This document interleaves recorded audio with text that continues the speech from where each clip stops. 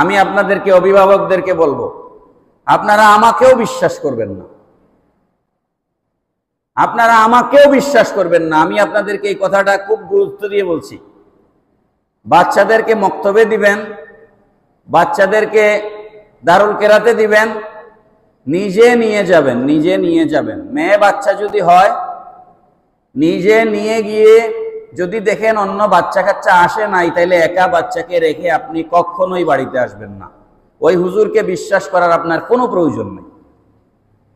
আমি এই কথাটা আপনাদেরকে খুব গুরুত্ব দিয়ে বলছি, এবং এটা ভিডিও হচ্ছে, এটা পরে ফেসবুক ইউটিউবে যাবে, আরো মানুষরা দেখবেন। আপনি আরো বাচ্চা না আসা পর্যন্ত আপনি ওকে একা ছেড়ে আসবেন না, এটা প্রথম কাজ।